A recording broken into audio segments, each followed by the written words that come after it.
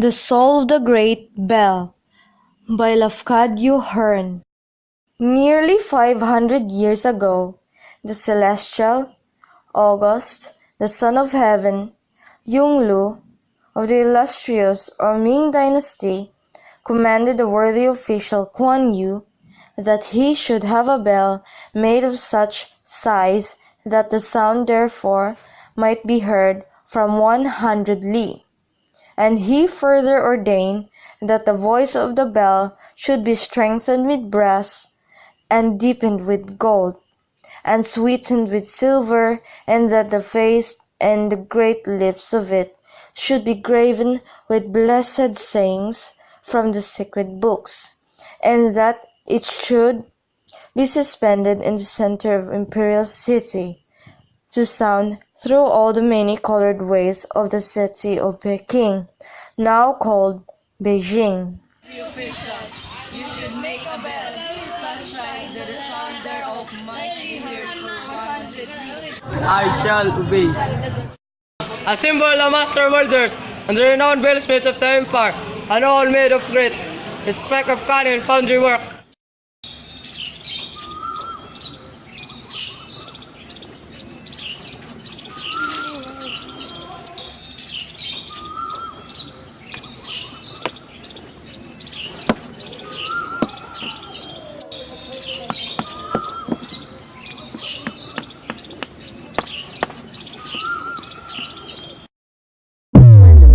Had been cast, and the earthen mold separated from the glowing casting, it was discovered that despite the great labor and ceaseless care, the result was void of worth. The Son of Heaven heard and was angry, but spoke nothing. Prepare it once more.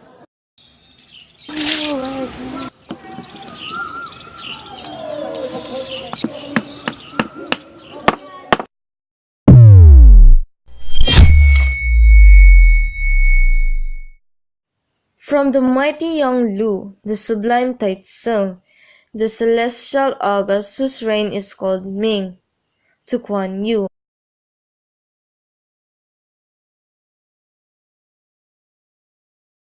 Twice thou hast betrayed the trust we have deigned graciously to place in thee.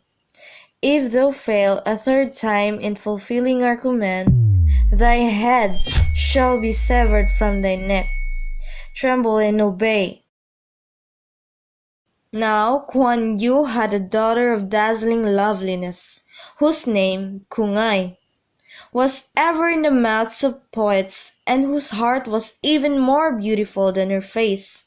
Kung'ai loved her father with such love that she had refused 100 worthy suitors. But when she saw the awful yellow missive, sealed with the dragon seal, she fainted away with fear for her father's sake.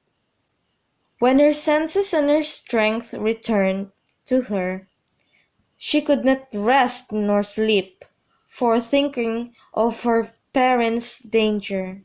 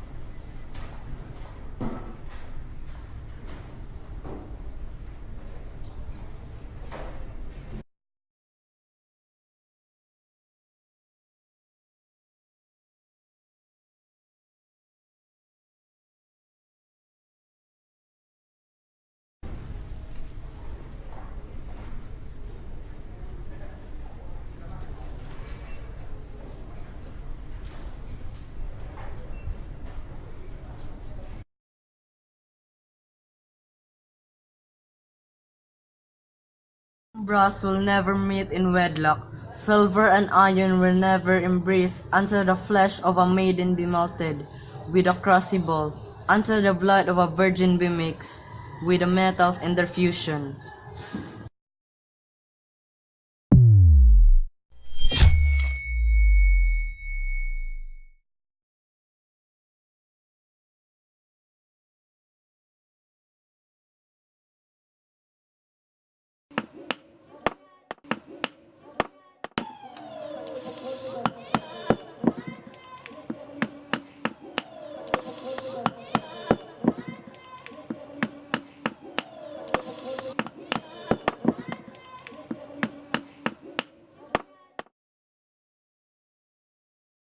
For thy sake, O my father!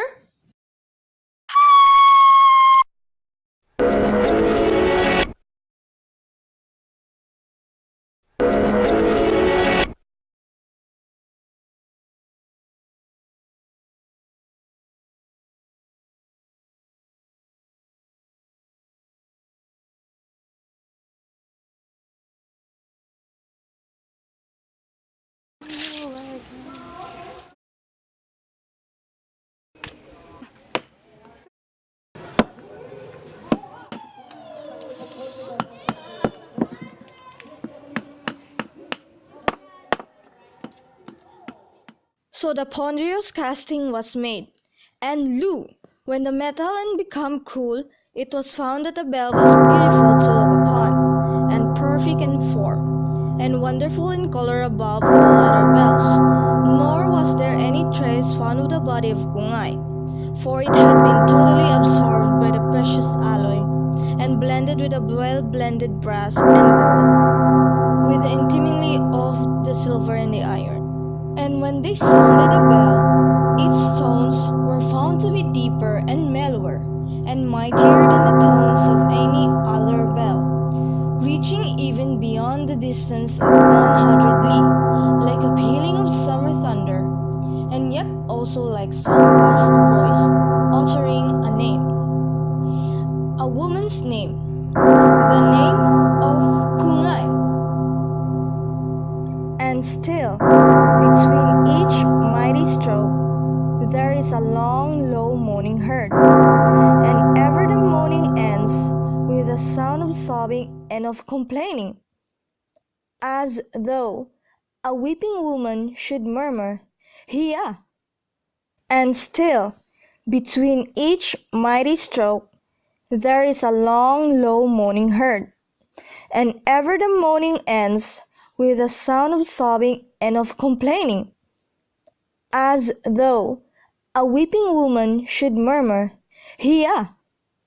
And still, when the people hear that great golden moan, they keep silence.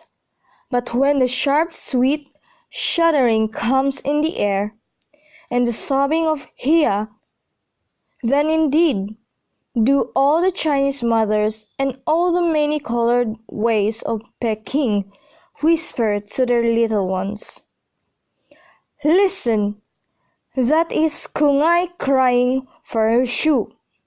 That is Kungay calling for her shoe."